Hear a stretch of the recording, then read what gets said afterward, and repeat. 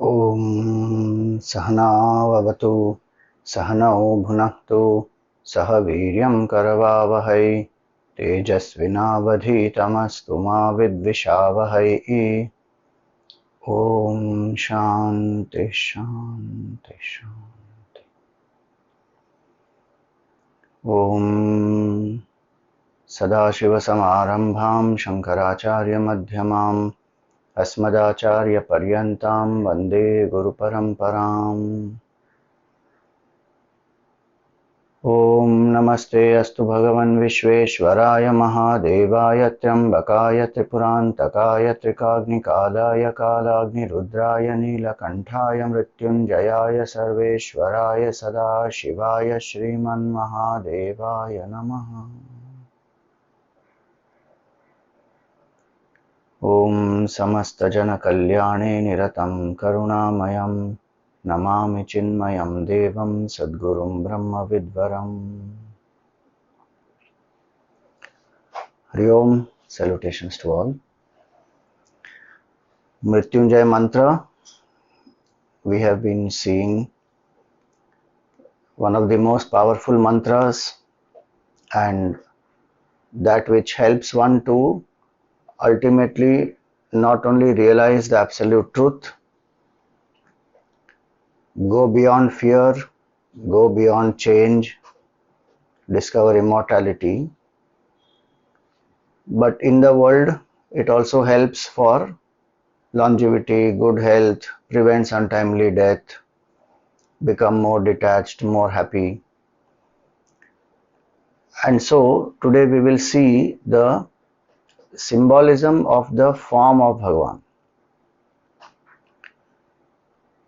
The eight hand form of Bhagavan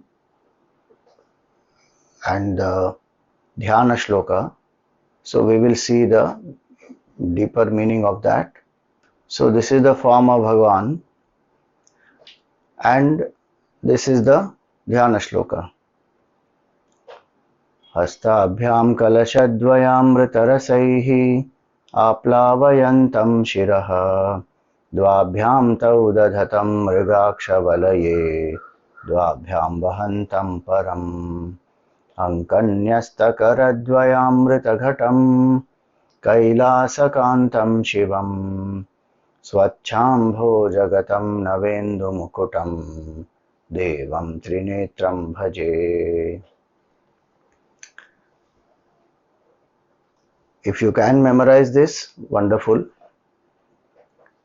Aham Devam Trinetram Bhaje. I worship that Lord who has three eyes. Who is he?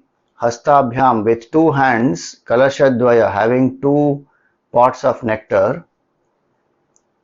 Amrita Rasaihi Aplavayantam Shiraha, with the essence of the nectar or the juice of nectar. Immortality, Amrita. He is offering that on his own head, Aplavayantam Shiraha. Then Dvabhyam Tau Dadhatam, and bottom two hands he is offering that nectar. He is having two hands in his two pots of nectar in the other two hands. Then Mrigakshavalaye Dvabhyam Vahantam Param. In one hand he is having a deer. So in the form that we are seeing, there is a Mriga Mudra. In some forms you will also find Bhagavan actually holding a deer. In one hand he holds a deer and in the other hand there is Akshamala. There is a Sphatik Mala, crystal Mala. Then Ankanyasta Karadvayamrita Ghatam. In his lap there are two other pots. Ankanyasta Karadvayamrita Ghatam. Those are also pots of nectar. Kailasa Kantam Shivam. Shiva who loves Kailas and who is a beloved of Kailas. Where is he seated? Swachhambho Jagatam. He is seated on a pure white lotus. The picture may have artistically liberty people take, so they have painted it as pink color, but actually it's supposed to be white lotus. Navendu Mukutam, there is a young crescent moon on his jata that acts like his mukuta. And Bhagavan has 3 eyes. So this is the form of Bhagavan. Now, what is the significance here? This form of Bhagavan is depicting the entire spiritual path, which helps us to finally realize my nature as immortality. Preparation onwards to realization. Everything is depicted in this form. What is the process? What is the preparation? What is the process? And what is the final state of peace and realization? That is this form. How? So let us see. Bhagavan is seated on the lotus. White lotus is symbol of purity, symbol of detachment. And he is seated in Padmasana. Again, that is indicating a state of integration of body, mind and intellect. Yoga sthiti it is, where our thinking, feeling, acting are aligned to a righteous purpose, aligned to near realization of the self. It could be aligned to dharma, it could be aligned to values, nobility, many different things. In this context, it is that with the thought, with the feeling, with the action, what one wants is to know the truth, is to know the self. So Bhagavan is sitting in Padmasana. 2 hands, he is offering nectar to everybody. That symbolizes healing, that symbolizes letting go of any regrets of the past, anxieties of the future, be in the present moment. That is one understanding. 2 pots of nectar. Generally our mind swings between the past regrets and future anxieties. It is not in the present. Present is the only time when I can act, achieve, evolve. I can't do anything about the past. It is over and gone. I can only learn from the past. And I can't do anything about the future. It is yet to come. I can plan for it, but I don't have to be anxious for it. So to be in the now, here and now, yoga actually means that to unite fully with the present, dropping the past and the future. That is one meaning of yoga. Yoga means to be in the now. So that is one symbolism, that 2 pots Bhagavan is offering. They are there in his hands. Another symbolism is very beautiful, is to serve the society.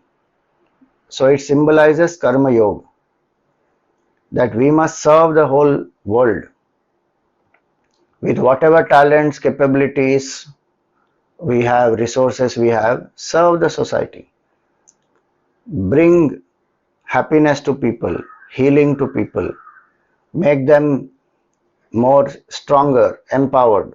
Don't exploit them, cheat them, don't do all that. Bhagavan is the one who is giving the pot of nectar. What he is experiencing, he is sharing with others. All the great masters have done that. Karma Yoga is a preparation. All our duties, what we do, we dedicate it to Bhagavan, and we do it with the bhav that I am serving Bhagavan. Jagat Ishadhi Yukta Sevanam Ashtamurti Bhrit Deva Pujanam. Ramana Maharshi says in Upadesh Sar. Jagat Ishadhi, look at the whole world as the appearance of the divine. And all actions then become worship. Yukta Sevanam. Jagat Ishadhi Yukta Sevanam. And this whole world made up of 8 aspects, 5 elements, sun, moon and the Jiva, is nothing but Bhagavan only. And so every action becomes the worship of the divine. So the 2 pots below, they symbolize Karma Yoga aspect, where we serve the society. For us it is a state of preparation where I have to prepare my mind to learn to drop selfishness, to be more uh, purer in mind, let go of the ego, dedicate actions to Bhagavan. For realized people, that is their natural way of living. They have experienced fulfillment and bliss, they share it with everyone. So, Karma Yoga symbolizes the preparation that we need, the most fundamental preparation which helps us to overcome mala, impurities of the mind. Three things which are the obstacles on the path. If happiness is my nature, consciousness is my nature is Sachidananda Brahma, why do I not recognize it? There are three obstacles. One, mala, impurities of the mind. Six impurities: kama, krodha, lobha, moha, mada, matsarya. Selfishness, anger, greed, delusion, intoxication, and jealousy. Second obstacle, wandering of the mind. Vikshepa it is called. It is very fickle. Mind is absolutely fickle. Gurudev used to say, mind is a monkey riding on the donkey of the body in the circus of life. It's not an ordinary monkey. It is a monkey fed with the alcohol of desires, bit by the scorpion of jealousy, and totally overcome by the ghost of comparisons. That restless mind we have to control. So that, because through that only we have to do steady contemplation. With a restless mind we cannot do, so it has to get controlled.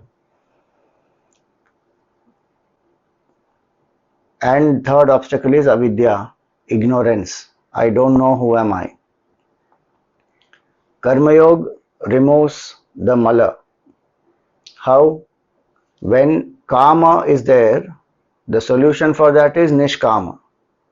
Kama is the main cause of our sorrows. The greater the kama we have, selfishness is greater, attachment is greater, sorrow is greater. So the healing happens when I learn to let go and I become selfless. Don't think that just by chanting the mantra, all my trauma and pain and sorrows and selfishness and attachment will just disappear. I have to work on it. Mantra will give me the right state of mind. Mantra will connect me to the divine. Mantra will help me to have tremendous inspiration, Bhagwan's grace, open up, learn to let go. Mantra will do all that, but I have to do my hard work. I have to introspect. I have to learn to drop my attachments. They are fixated thought patterns that without this I can't be happy. I have to undo those thought patterns. So, karma is the cause of all the sorrows. When karma is fulfilled, it will give rise to lobha, greed. It will give rise to moha, delusion. It will give rise to mada, pride or intoxication. And when it is not fulfilled, it will give rise to krodha, anger. It will give rise to matsarya, jealousy. So they are not six, they are one, appearing in 6 ways.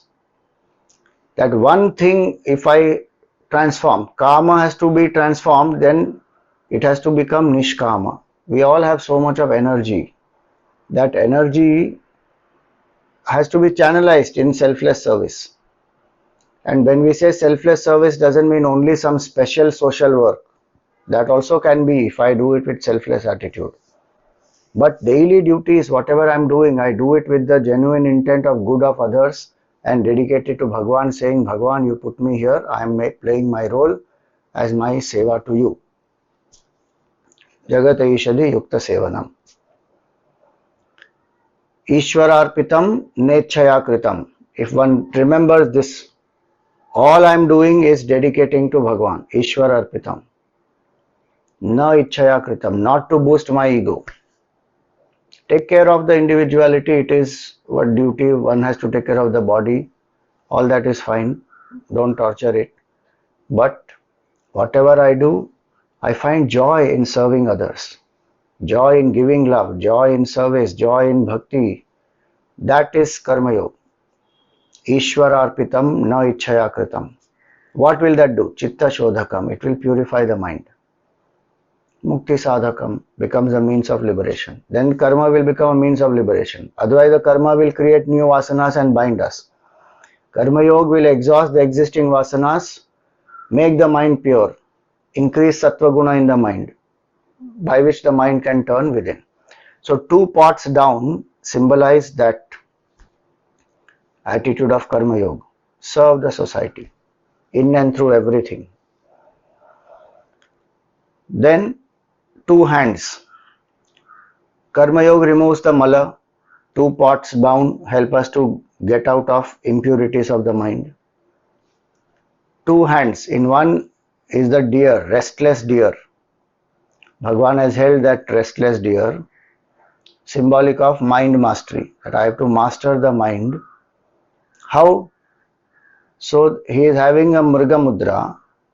Mriga Mudra is to symbolize the animalistic tendencies we drop, the lower nature we drop, restlessness and vain wandering we drop. How to drop? Support. So the mala is there, Akshamala. The mala also we hold in Mriga Mudra only. So both the hands are actually like this. In one hand he is holding either we say the deer or the Mriga Mudra to show mastery of the mind, that you have to master your mind. How to master? So mala. So we hold the mala like this actually. This is the ring finger and we touch the thumb. So we close it. Mala is kept on the ring finger, touch the thumb, we close it. Now the mala will not fall. And keep with the middle finger, keep turning the bead inside. These 2 fingers, this symbolizes the ego. This definitely has to be kept out. These 2 are kept out. And we turn. Om Namah Shivaya. Om Namah Shivaya. Om Namah Shivaya. Om Namah Shivaya. Turn inside, saying to the mind that turn within. Nothing to look outside. Happiness is your nature. You don't have to run outside. This one has to keep doing. Mantra japa, connecting to the Ishta Devata, choose one form, one name, and do the japa steadily, daily. So quality and quantity, both are important. Fix a certain number of malas to do each day and do it with all bhavana. That will make the mind steady. If the mind wanders, obviously bring it back to the mantra. Do it with great alertness. Shankaracharya says, Kuru avadhanam mahad avadhanam. Japya sameta samadhi vidhanam kuru avadhanam mahad avadhanam. Do japa. Get into samadhi. Do all this with great alertness. Don't simply mechanically say Om Namah Shivaya, Om Namah Shivaya, Om Namah Shivaya, Om Namah Shivaya, Om Namah Shivaya, Om Namah Shivaya, Om Namah Shivaya. अरे घंटी बज गई, कोई दरवाजा खोलो, Om Namah Shivaya, Om Namah Shivaya, Om Namah Shivaya, Om Namah Shivaya, Om Namah Shivaya. अरे cooker बंद करो. No point. Useless it is. Be focused. Close your eyes. If you need to see the form, see the form. If the mind is wandering, again close the eyes, visualize the form, chant the mantra. Align the body, mind, intellect. With the mind, keep the form. In the mind, keep the form. In the intellect, think of the meaning of the mantra. While speaking, you chant the mantra. And with the hands, you rotate the beads. So the hands, the speech, the mind, the intellect, everything gets aligned. The simple technique of what we call MBA, mind-body alignment. So with one hand, he shows, do the upasana daily. Upasana will get rid of vikshepa. Karma yoga will remove mala. Upasana will remove vikshepa. These 2 are preparations. A mind which is pure and a mind which is sharp, subtle and single pointed. That is required for meditation. To realize the state of meditation and to do contemplation steadily, I require these 2 preparations. If Karma Yoga I have not done, Upasana I am not doing, Suddenly I sit and meditate and I say, just be. Don't do anything. Just observe. Just be a sakshi. It won't be possible. Mind will get attached to thoughts, mind will wander, one will go off to sleep. So many things can happen. But if I have prepared, then this will work. Be a witness, to contemplate steadily, all that will happen. So, preparation is very important. Bhagavan is showing that. Do karma yoga, do upasana. And then on his head he is pouring the water, nectar. Symbolic of what?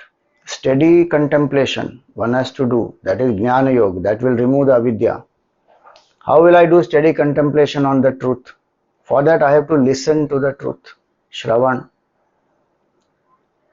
Listen to Brahma Vidya from a teacher who is well versed in the scripture. And if possible, who has a realization of the truth. Brahmanishtha and Shrotriya. That is the best type of teacher. Shankaracharya ji, Vivekanand ji, Anandamayi Ma, Ramana Maharshi, Gurudev, Taponji Maharaj. These are all examples of people who are Brahmanishtha. Many examples like that. I've given just a few. So if one finds such a teacher, now where will I find them? Gurudev always said, you become the disciple, the right teacher will come into your life. And he used to give the example of the bee and the flower. So the flower has to open up and bloom. Bee will come automatically. Pulled by the fragrance of the flower, the bee will come. But if the flower has not opened up, the bee may come around the flower, hover around the flower and go away. Nothing will happen. But if the flower opens up, then automatically the bee will come. So we don't have to go and search some guru. Yes, we may go to various satsangs and learn and listen and all that. But we cultivate discipleship, start walking the path sincerely, demand that Bhagavan, I want self-knowledge. The right teacher will come into one's life.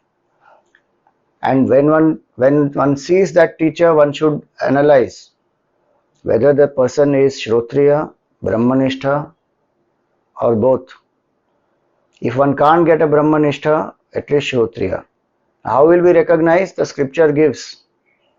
Person will be beyond body identification, does not want to boost the ego, is humble, cheerful, knowledgeable, is interested in your welfare. One is able to clear the doubts. In the presence of that person, one feels uplifted. One is encouraged to overcome one's own limitations. So all those, the person will be anchored in detachment, desirelessness, sense control. Sthita Prajna Lakshan is there, Gunatita Lakshan is there, Bhakta Lakshan is there, Sannyasi Lakshan is there. All this, if you read in the Gita, one will know these are the qualities. Very important it is. Don't simply, just because somebody doing some miracle, don't fall for all that. That's what has led to the downfall of so many people and downfall of Sanatana Dharma also. So, Shrotriya and Brahmanishtha. If a person is not able to find some Brahmanishtha, one who is anchored in the truth, established in the truth, find somebody who is at least Shrotriya, who is well versed in the scripture, who is giving you the time tested knowledge, who is not experimenting with you, making you guinea pigs, and who is not talking out of one's own head, only basing everything on one's own experience. No. Look at so many great masters, how they have lived. Did they give their own philosophy? Ramana Maharshi, did he say my own philosophy? Who am I? Is perfectly in sync with the Shastra. Nisargadatta Maharaj, what he spoke, in sync with the Shastra. If you see Gurudev, if you see Samarth Ramdas, so many examples who speak the scripture and who will connect you to the Shastra. They may have their own way of explaining that, but it will be anchored in the scripture. And people like Gurudev, what they did is most amazing. They brought the Shastra to our hands, made us independent. You hold the Shastra, read it, walk the path, reach the goal. You don't have to depend on anybody. Bhagwan's Kripa is there. You do your sadhana, the right Guru's guidance is there, you will reach the goal. That's all. And word by word, if you see even today, so many books in Chinmaya Mission, word by word meaning will be there. Transliteration is there, translation is there, commentary is there. So that one can understand what this mantra means. So study like that from a teacher. Shravana is very important. And if one listens from a qualified teacher and one has the right qualification as a disciple, realization will happen instant. If the mind is ready, realization is more faster than anything instant. Why? Because it's our nature only. The indication is enough and one will realize. But if one has not done enough preparation and the mind does not have that intensity to seek, then one has to have reflection. So the next step will be mananam. Listen to the teacher, reflect upon the truth. Third step, reflect using scriptural logic, you reflect using one's own experience as well as experience of great people. And third will be then contemplation. When we reflect, doubts will go. Reflection will give more conviction that yes, I am Brahman. Why is the world illusory? Why am I Brahman? What is the nature of that Supreme Brahman? When one gets convinced by that, intellectual conviction has to arise. Then the mind has to contemplate steadily. See, Shravan will lead to Manan, Manan will lead to Nididhyasan. With a quiet mind, mind which has been purified by Karma Yoga, unified with Upasana or Bhakti Yoga, will transcend with Jnana Yoga. So P-U-T, remember that, put, purify, unify, transcend. That is very important. That is the whole spiritual path, P-U-T, purify, unify, transcend. The form represents that. And to transcend, I need to do steady contemplation. That I am infinite consciousness, I am not the body, I am not the jiva, I am not this individuality. This is only a tool. That realization will come through steady contemplation. Nididhyasan. Advitiya vastuni sajatiya pratyaya pravaha. That is Nididhyasan. Shravanam is Tatparya Avadharanam. Determining the essence. That essence of the scripture is Jiva and Brahma are one. I am consciousness. That is the essence. That is Shravanam. Mananam is Yuktibhihi Anavaratam Anuchintanam. Using logic, continuous steady reflection and removal of doubts. That is this Mananam. And when I get intellectual conviction, yet I have lived as a Jiva for millions of years in different bodies. So that Jiva Bhav is very strong. Now that Jiva Bhav will go through Nididhyasan. That is called Viparita Bhavana. So Viparita Bhavana will go through Nididhyasan. Steadily contemplate, I am Brahman, I am Brahman, I am Brahman. That will lead that person to Samadhi. Oh, Samadhi, Samadhi, means the person will die. Samadhi doesn't mean death, Baba. Some people think like that. Of course, one meaning is yes, we build Samadhi, put a Shivlinga on some Mahatmas who have dropped their body. But Samadhi means, yesterday we saw, Sama is Brahman. Intellect loses its false identification, gets absorbed. Say, I am Brahman. That is Samadhi. So, 4 hands represent these 4 sadhanas. Shravan, Manan, Nididhyasan, Samadhi. And 2 pots of nectar are there. One is offering nectar, that is the immortality.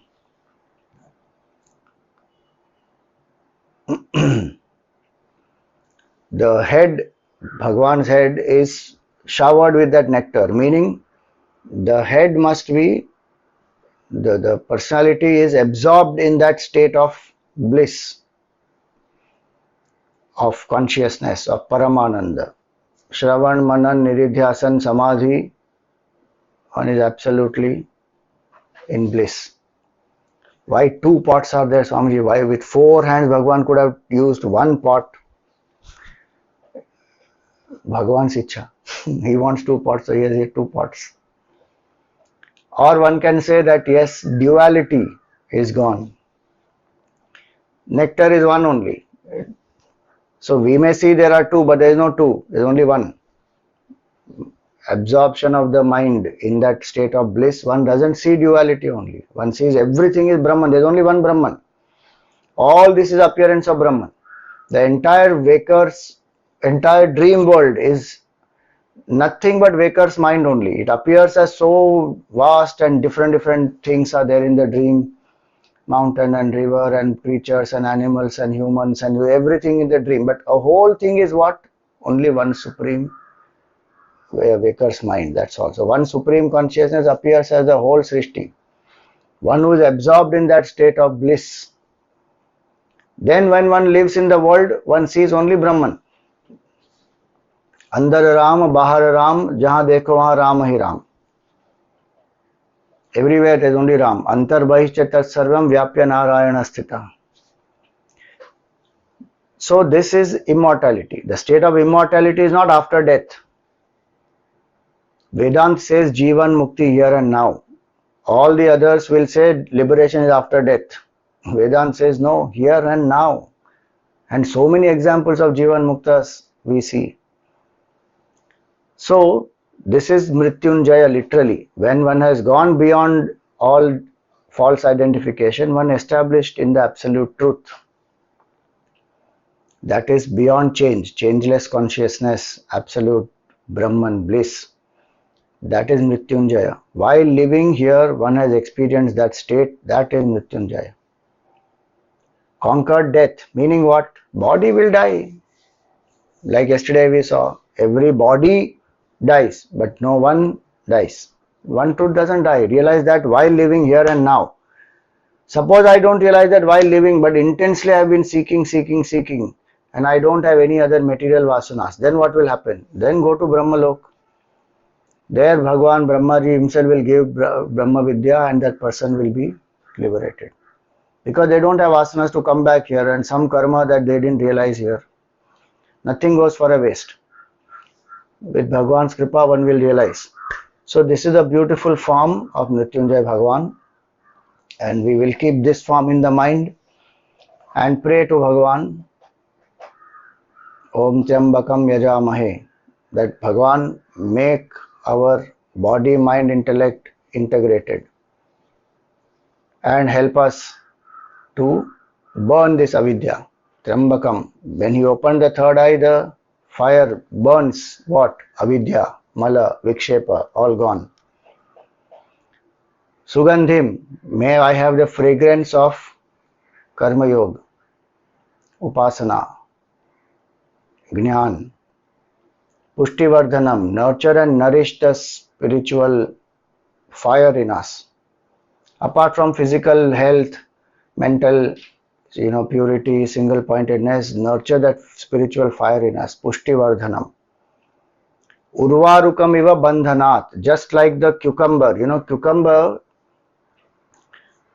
So the translation generally given in this is that you effortlessly, that cucumber falls away. Like that, may I become spiritually mature and ripe and the ego just drop. That's how generally one translates. And that's in one way is right that okay, as one person matures spiritually, becomes more detached, gains knowledge, one just learns to let go. But if you listen to Gurudev, I heard with Gurudev on this Mrityunjaya mantra, we will share after the class.